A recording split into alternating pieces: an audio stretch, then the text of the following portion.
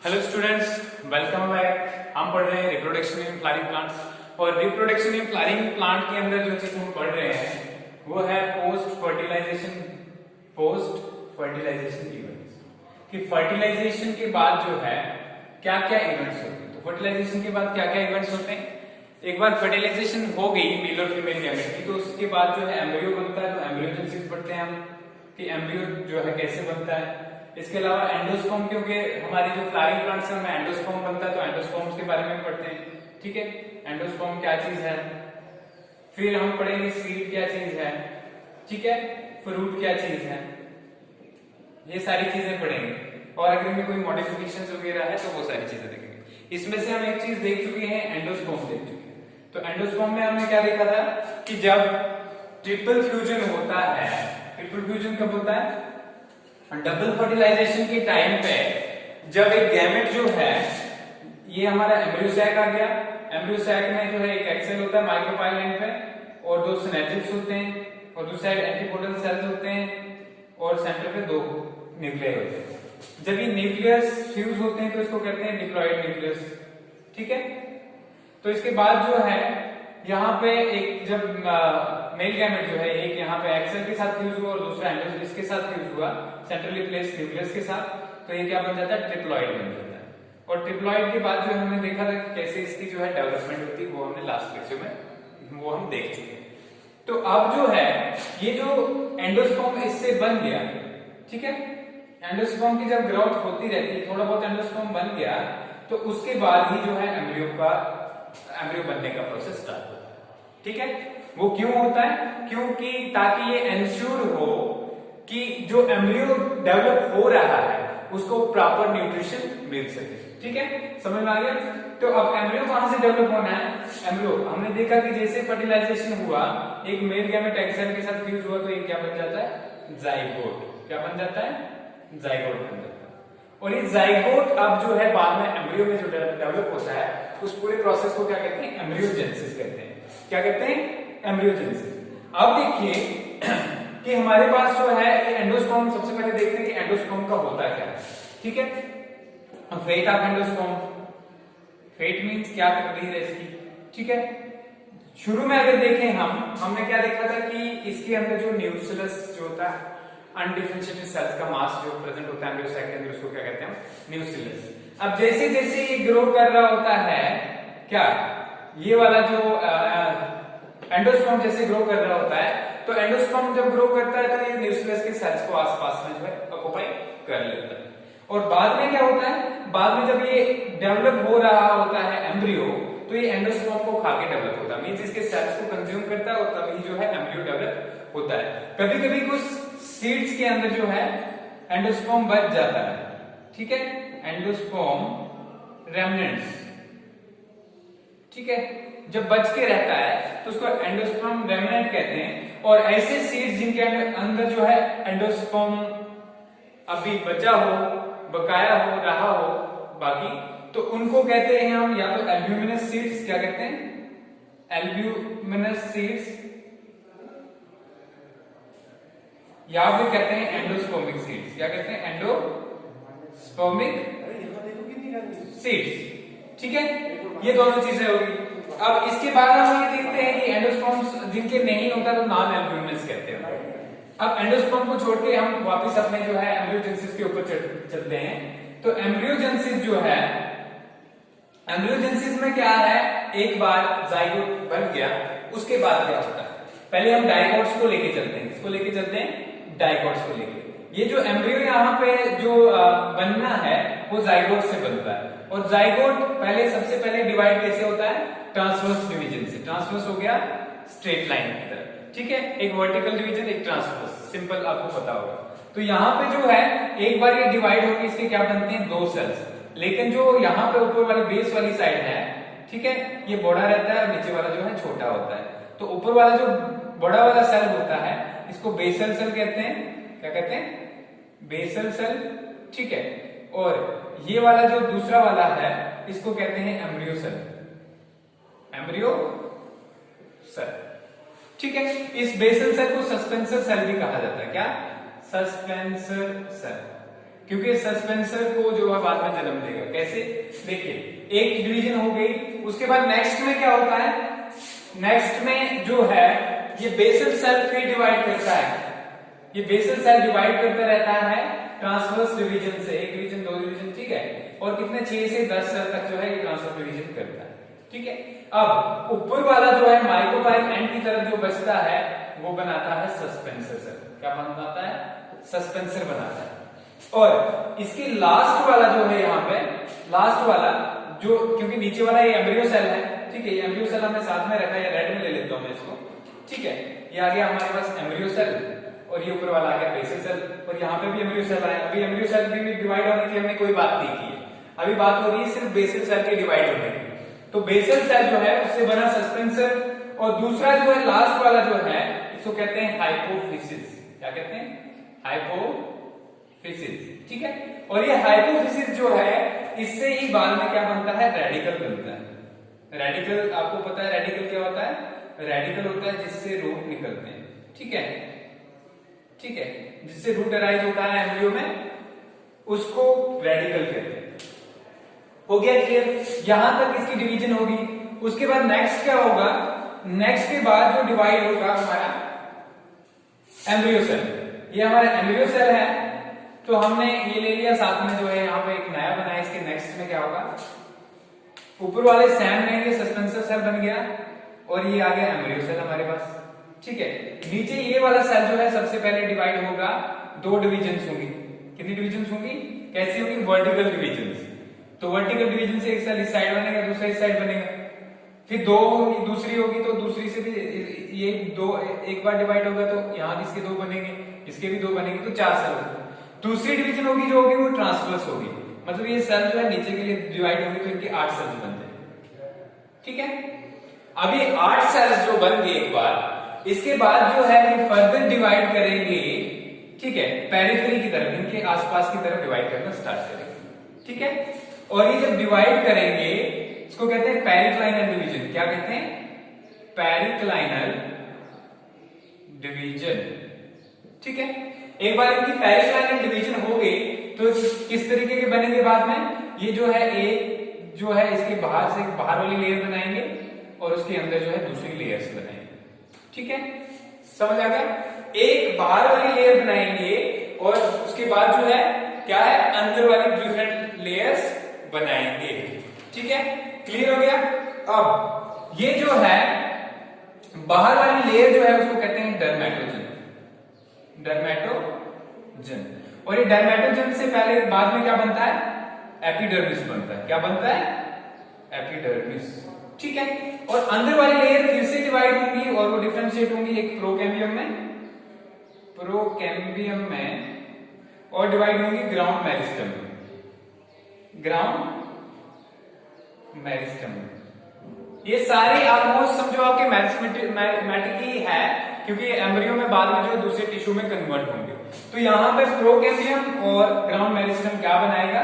Procambium से बनेगा vascular tissue, ठीक है, जिसमें जाइलम और फ्लोएम आता है, वेस्कुलर टिश्यू, और ग्राउंड मेरिस्टम से बनेगा हमारा कॉर्टेक्स और पिथ, कॉर्टेक्स और पिथ, समझे? अब ये जो है ये यहां तक बता दिया। अब उसके बाद जो है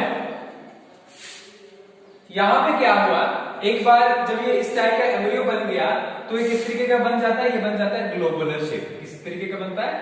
ग्लोबुलर शेप। देखिए यहां पे जो है हमारे पास टॉप पे टिप पे जो सस्पेंसर ऐसे रहेगा, ठीक है, इसके साथ में जो सेल थे, ठीक है, और यहाँ पे जो है हमारे पास ये आ गया हाइपोफिसिस, और इसके साथ में जो है एम्ब्रियो जो है नीचे एम्ब्रियो के सेल, ठीक है, डिफरेंट लेयर्स के साथ, ठीक है। तो ये मैंने डिफरेंट लेयर्स बना दी। यहां पे बाहर वाले को लिखेंगे हम प्रोटोडर्म, ठीक है, प्रोटोडर्म होगी इसमें एक, फिर उसके अंदर क्या होगी? ये होगी हमारे पास वेस्कुलर कैम्बियम होगा, वेस्कुलर कैम्बियम, और फिर जो है हमारे पास होगा ग्राउंड मेरिस्टम, ग्राउंड मेरिस्टम। एक बार ग्लोबुलर बन गया, उसके बाद ये एम्ब्रियो कन्वर्ट होगा हार्ट शेप में। हार्ट शेप में कैसे कन्वर्ट होगा? देखिए अब इसके बीच में फिर से डिफरेंशिएशन होगी और यहाँ पे जो है इस जगह पे बनेगा प्लूम्यूल। ठीक है, यहाँ पे सेल लेस एक्टिवली ग्रो करेंगे, मतलब कम ग्रो करेंगे, जो कि साइड से बनेंगे कॉटिलिडन्स, और ये कॉटिलिडन्स ज्यादा ग्रो करेंगे। तो इसकी शेप कैसी हो जाएगी, इसकी शेप हो जाएगी यहाँ प्लूम्यूल की जगह ये प्लूम्यूल बनेगा, प्लूम्यूल की जगह जो है वो कम ग्रोथ होगी और साइड पे ज्यादा ग्रोथ होगी, तो ये इस तरीके का हो जाएगा। तो ये जो है एम्ब्रियो किस तरीके का हो जाएगा, हार्ट शेप हो जाएगा। ठीक है, हार्ट शेप हो जाएगा, समझ आ गया। अब ये प्लूम्यूल जो इससे निकला, इसका क्या बनेगा, इसका बनेगा शूट, इससे क्या निकलेगा ऊपर, शूट निकलेगा। ठीक है, और यहां से जो यहाँ पे आपने ये देखा था कि जो हमारे पास ये हाइपोफिसिस था, ये किसके तौर पे काम करेगा, ये काम करेगा रूट के रेडिकल की तरह। ठीक है, रेडिकल होगा, इससे मतलब रेडिकल बनेगा बाद। और फाइनली जो है जब डाइकोटिलिडन एम्ब्रियो बनता है तो उसकी शेप में जो दो डाइकोटिलिडन्स होंगे, दो कोटिलिडन्स होंगे। ठीक है, और एक जो है उसमें क्या कहते हैं एम्ब्रियोनल एक्सिस होगा और दो कोटिलिडन्स। तो ये शेप बन गई। अब देखते हैं यहाँ की फाइनल शेप क्या होगी डाइकोटिलिडन्स एम्ब्रियो की। ये वाला मोनोकोटिलिडन्स एम्ब्रियो है, इसलिए जो है मैंने इसका अभी कुछ बताया नहीं, आपको एक्सप्लेनेशन नहीं दी। पहले डाइकोटिलिडन्स को चेक करते हैं, उसके बाद मोनोकोट को देखते हैं। डाइकोटिलिडनस एम्ब्रियो की अगर हम बात करें तो डाइकोट एम्ब्रियो में क्या होगा, दो कोटिलिडन्स होंगे। ठीक है, दो कोटिलिडन्स होंगे और एक एम्ब्रियोनल एक्सिस होगी, और क्या होगा, एम्ब्रियोनल एक्सिस। ठीक है, ये एम्ब्रियोनल एक्सिस आ गई, इसको लिखेंगे एम्ब्रियोनल एक्सिस। ठीक है, और ये क्या आ गया हमारे पास, कोटिलिडन्स है, कोटिलिडन्स, क्योंकि देखो यहाँ पे दो कोटिलिडन्स हैं इस एम्ब्रियो में, इसलिए हम इसको क्या कहते हैं, डाइकोट प्लांट्स कहते हैं। आपको पता होगा, हमने मोनोकोट्स और डाइकोट्स भी पढ़ा था। अब इस कोटिलिडन से ऊपर जो पार्ट बचता है एम्ब्रियो का, उसको क्या कहते हैं, एपिकोटाइल कहते हैं। क्या कहते हैं, एपिकोटाइल कहते हैं। और यहाँ पे जो इसके नीचे, इन कोटिलिडन से नीचे जो पार्ट बचता है यहाँ पे, ठीक है, मैंने ऊपर की तरफ बनाया हुआ है, तो इसके पीछे जो पार्ट बचता है कोटिलिडन से, इसको कहते हैं हम हाइपोकोटाइल। हाइपोकोटाइल। अब ये एपिकोटाइल जो है हमारा, इसके एंड पे जो है क्या प्रेजेंट होता है, प्लूम्यूल प्रेजेंट होता है। क्या प्रेजेंट होता है, प्लूम्यूल। और ये जो हाइपोकोटाइल है, इसके एंड पे क्या प्रेजेंट होता है, इसके एंड पे होता है रेडिकल प्रेजेंट। ठीक है, तो ये डाइकोटिलिडनस एम्ब्रियो की शेप बन गई। अगर इसको आप सेल्स बनाना चाहोगे, बीच में सेल्स भी बना सकते हो। ठीक है, ये सेल्स आ गए, इसके ये सेल्स हो गए। तो ये जो है शेप है, जनरल शेप इसकी डाइकोटिलिडनस एम्ब्रियो। ठीक है, तो ये हो गया, ये बन गया डाइकोटिलिडनस एम्ब्रियो। अब देखते हैं कि मोनोकोटिलिडनस एम्ब्रियो में क्या है। ये शेप देख लिया आपने, दो कोटिलिडन्स होते हैं, फिर एम्ब्रियोनल एक्सिस होता है। इसको मतलब एपिकोटाइल और हाइपोकोटाइल को मिला के क्या बोलते हैं, एम्ब्रियोनल एक्सिस बोलते हैं। क्लियर हो गया, तो ये हो गया डाइकोट एम्ब्रियो के बारे में। अब देख लेते हैं मोनोकोट एम्ब्रियो में क्या डिफरेंस है, क्या उसकी डेवलपमेंट सेम होती है, डिफरेंट होती है। तो अगर मोनोकोट एम्ब्रियो की बात करें तो मोनोकोट एम्ब्रियो में थोड़ी सी डिफरेंट होती है। ठीक है, एक हमारे पास इसमें जो है जनरली अगर बात करें तो इसमें हमारे पास एक होता है बेसल सेल। ठीक है, जब एम्ब्रियो ग्रो कर रहा है, ये एम्ब्रियो सैक बनाया मैंने, इसमें यहाँ पे क्या है हमारे पास, ये है हमारे पास जाइगोट।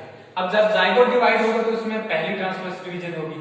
क्या होगी, पहली ट्रांसवर्स डिवीजन, जिससे बनेगा एक बेसल सेल और दूसरा बनेगा साथ में, ठीक है, टर्मिनल सेल। बेसल और टर्मिनल। अब ये बेसल सेल ऐसे रहेगा, इससे क्या बन जाएगा बाद में, सस्पेंसर। हमने लेकिन डाइकोट्स के केस में क्या देखा था कि बेसल सेल पहले डिवाइड करेगा और डिवाइड करने के बाद जो है 6 से 10 सेल्स बनाएगा और सारी की सारी डिविजन्स ट्रांसफर होंगे। ठीक है, तो यहां पे ऐसा कुछ नहीं है, बेसल सेल बाद में सस्पेंसर बनेगा और यहां पे हमारे पास जो टर्मिनल सेल होगा वो फिर से डिवाइड करके 2 सेल्स बनाएगा। कितने सेल्स बनाएगा, 2 सेल। एक से बने 2 सेल। अब इसमें ये मिडल सेल रहेगा, ठीक है, मिडल सेल, और इसको हम टिप सेल कहेंगे या टॉप सेल कहेंगे।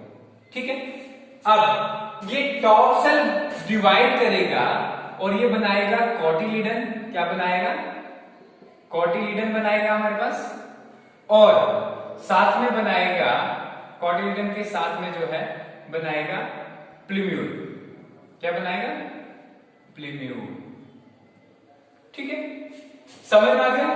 अब बीच वाला जो सेल है, जो सेंट्रल सेल बचा हमारे पास, क्योंकि प्लीम्यूल जो है, कोटिलिडन जो है ज्यादा ग्रो करता है, इसलिए ज्यादा ग्रो करने की वजह से, ठीक है, कोटिलिडन जो है ज्यादा ग्रो करने की वजह से ये प्लीम्यूल को एक साइड पे कर देता है और प्लीम्यूल बीच में छुप जाता है, जैसे कि आपने इस केस में देखा है।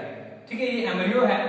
ठीक है, एम्ब्रियो के अंदर क्या है, यहाँ पे कोटिलिडन ने ज्यादा ग्रो किया है और इसकी वजह से जो है इसका जो ये प्लीम्यूल वाला एरिया है वो इसके अंदर ही डिप्रेशन में चला गया। अब ये सेंट्रल सेल जो है वो बनाएगा ये वाला बाकी वाला पार्ट। ठीक है, एम्ब्रियोनल एक्सिस जिसको हम कहते हैं, और जो है रेडिकल भी इससे ही बनेगा। ठीक है, क्लियर हो गया। ये डिफरेंस है इसमें। उसमें क्या होता था कि एक जो है सबसे पहले जो है हमारे पास होता था बेसल सेल, बेसल सेल से बाद में सस्पेंसर बनता था और हाइपोफिसिस बनता था। लेकिन यहाँ पे ऐसा नहीं, और हाइपोफिसिस से बाद में वहां क्या बन रहा था, वहां जो है रेडिकल बन रहा था, रूट का एरिया बन रहा था। ठीक है, लेकिन यहाँ पे बेसल सेल से कुछ नहीं बनता, सिर्फ सस्पेंसर बनता है। ठीक है, क्या बनता है, ओनली सस्पेंसर बनता है। और अगर हम बात करें, ये बेसल सेल जो है वैसे का वैसा ही रहता है। ठीक है, सिर्फ इसमें वेसिकल्स बनते हैं, बहुत सारे वेसिकल्स जो हैं जुड़ जाते हैं। ठीक है, तो यहाँ पे नीचे वाला जो सेल है वो फर्दर डिवाइड करते करते बाद में फिर एम्ब्रियो को डेवलप करता है। ठीक है, क्लियर हो गया। अब इसमें भी डिफरेंस यहाँ है कि ग्लोबुलर शेप तक जो है सेम बनता है, इसमें सिर्फ हार्ट शेप जो है मोस्टली नहीं बनता, इसमें ग्लोबुलर शेप तक सेम बनता है। ग्लोबुलर शेप के बाद जो है उसकी शेप फिर इस तरीके की चेंज होती है। अब यहाँ पे हम देखते हैं कि मोनोकोटिलिडनस एम्ब्रियो जो है उसके जो क्या पार्ट्स होते हैं और उसकी शेप कैसी। जैसे करके हमने डाइकोटिलिडनस एम्ब्रियो में क्या देखा कि 2 कोटिलिडन्स होते हैं, वैसे अगर हम बात करें तो मोनोकोटिलिडन एम्ब्रियो में कितना होता है, 1 कोटिलिडन प्रेजेंट। ठीक है, 1 कोटिलिडन प्रेजेंट।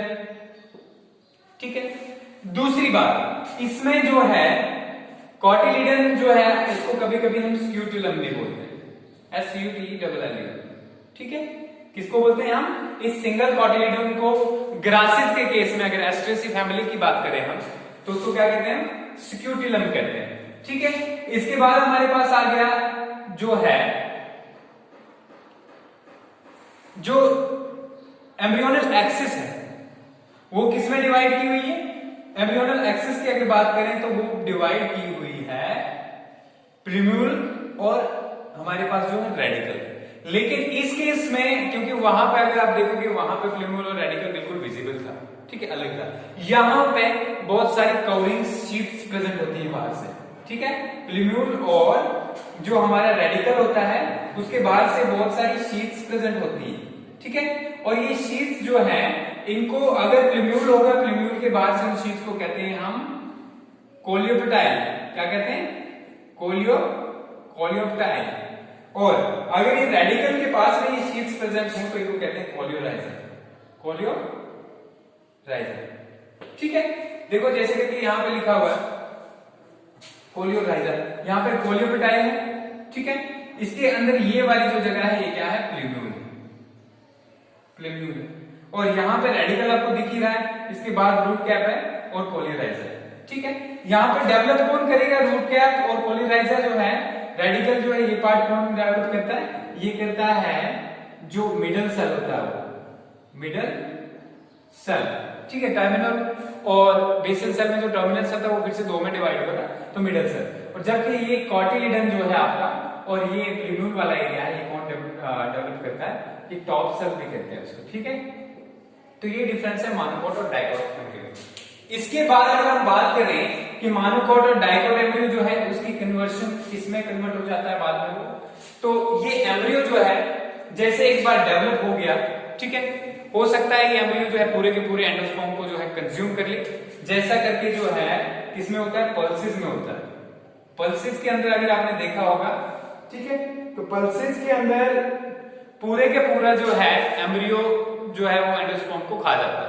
तो पूरे का पूरे जो सीड के अंदर आपको क्या दिखता है, सिर्फ एम्ब्रियो ही दिखता है। जबकि हम अगर दूसरे कुछ प्लांट्स की बात करें जिसके कि सीरियल्स हैं, ठीक है, सीरियल्स जो हैं उसमें क्या मिलेगा आपको, उसमें जो है रेमनेंट एंडोस्पर्म होता है, रेमनेंट एंडोस्पर्म। ठीक है, इसके बाद जो है एक बार जो डेवलपमेंट हो गई एम्ब्रियो की, तो उसके बाद इससे पानी जो है निकल जाता है बाहर और ये किसमें जो है ये डोमेस्टिक स्टेज में चला जाता है। और इसके बाहर से जो कोड्स बचते हैं, ठीक है, एम्ब्रियो कहां होता है? एम्ब्रियो होता है ओव्यूल के अंदर। किसके अंदर होता है? ओव्यूल के अंदर। ये ओव्यूल आ गया हमारा, ठीक है, ये ओव्यूल आ गया।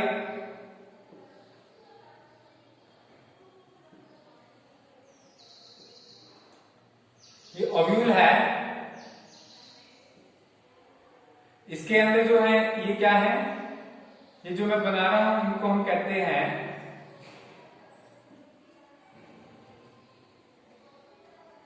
इंटेग्यूमेंट्स। क्या कहते हैं? इंटेग्यूमेंट्स कहते हैं। और इसके अंदर होता है एम्ब्रियोसाइट। एम्ब्रियोसाइट में यहां ग्रो कर रहा होता है एम्ब्रियो। जब ये पूरा ग्रो कर जाता है, अगर क्या चाहे पूरा एंडोस्पर्म इसमें आ जाए या ना आ जाए, उसके बाद ये बाहर वाले इंटेग्यूमेंट्स जो हैं ये हार्ड हो जाते हैं। क्या हो जाते हैं? हार्ड हो जाते हैं, ठीक है। और इसके बाद से ये हार्ड होने के बाद क्या बनाते हैं? सीड कोट बनाते हैं। क्या बनाते हैं? सीड कोट बनाते हैं। और अंदर वाला एम्ब्रियो जो है वो किसमें डेवलप हो जाता है? ओव्यूल जो है, ये सारे का सारा ओव्यूल जो है किसमें डेवलप हो जाता है? सीड में, ठीक है, सीड में। तो अगर आपको कोई पूछे सीड क्या है, तो आप बोल सकते हो mature ovule is known as mature और ripened ovule is known as seed. तो राइपेंड ओव्यूल क्या होता है? राइपेंड ओव्यूल जो है सीड होता है। सीड की टाइप्स एंडोस जो हमने एल्ब्यूमिनस और नॉन एल्ब्यूमिनस देखा उसके अंदर आई, ठीक है। तो ये सारा हो गया। उसके बाद एंडोस्पर्म्स का फ्रूट में कैसे कन्वर्ट होता है, फ्रूट्स की टाइप्स क्या होती हैं, और पॉलीएम्ब्रियोनी और एपोमिक्सिस क्या है, ये हम नेक्स्ट लेक्चर में देखेंगे, ठीक है। फिर से मैं आपको इसकी समरी के तौर पे बताता हूं क्या है। In embryogenesis, what happens? The zygote develops into the embryo. The zygote develops into the embryo. In plants, we have two different types of embryogenesis or embryo development. In dicots, the zygote divides first by the transverse division and resulting into the formation of two cells. The upper one or the basal on the basal side, that is on the micropillar end, that is known as suspensor cell afterwards, okay, or basal cell, and another that is towards the chalazal end, or the we can say endosperm, towards the endosperm, it is known as what? It is known as embryo cell, okay. Now on the micropillar end, that is basal cell, again divides by the transverse division to form 6 to 10 cells. The cell that remains on the micropillar end forms the suspensor, okay, and that one cell that is on the terminal end and is in the proximity with the embryo cell, it is known as hypophysis. It develops into radicle afterwards. Now what happens with the embryo cell? The embryo cell first divides by 2 lateral divisions, not lateral, vertical divisions, resulting into a form of 4 cells. Then it divides by the one transverse division, resulting into a formation of 8 cells. After the 8 cells are formed, there are further divisions towards the periphery, that is known as periclinal division. The periclinal divisions results into an outer covering of cells and an inner cell mass. Okay, the outer covering of cell is known as hypodermis. So not hypodermis, it forms epidermis. Okay, or it in earlier stages it known as dermatogen. And the inner cell mass again divides to form 2 layers of cell. One is vascular cambium, that forms vascular tissue afterwards, and another is ground meristem, that forms cortex and pith afterwards. Okay, while the development of embryo takes place, it is in the first stages it is globular in shape, and afterward it is converted into heart shaped as the activity of cells near the plumule region is less, and in the cotyledonous regions it is fast, therefore it develops into the heart shape, and afterwards well defined cotyledons are formed, and plumule and a hypocotyle region is also formed. For dicot, what is the shape of dicotyledonous embryo? It has 2 cotyledons, it has an embryonal axis. The embryonal axis that is between these 2 cotyledons is known as what? Epicotyle. Epicotyle terminates into plumule, and on the other hand, the cylindrical parts that extends from these cotyledons, it is known as hypocotyle. Hypocotyle at the end has this radicle and it forms the root. On the other hand, if we look for the monocotyledonous monocotyledon embryo development takes place by the formation of a transverse division from the zygote, resulting into formation of a basal cell and a terminal cell. The terminal cell again divides. The basal cell do not divide further. The basal cell forms the suspensor. The terminal cell again divides and forms two cells. Okay, that towards the periphery or towards the embryo that divides and forms a cotyledon and also forms the plumule, and it is covered by sheaths, and those sheaths are known as coleoptile. On the other hand, the middle cell divides and forms embryonal axis of hypocotyle and also forms the root, and the root is again covered by the certain sheaths, okay, and that is known as coleorhiza. And in monocots, if we talk about the shape of the monocots, this embryo, it has only one cotyledon, and in case of grasses it is known as scutellum. It has an embryonal axis in which there is plumule and we have radicle. The plumule is covered by the sheaths of things, that is known as coleoptile, and again the root radicle is covered by these sheaths, it is known as coleorhiza. Okay, this is the difference between dicot and monocot embryo and how it is formed. That's all.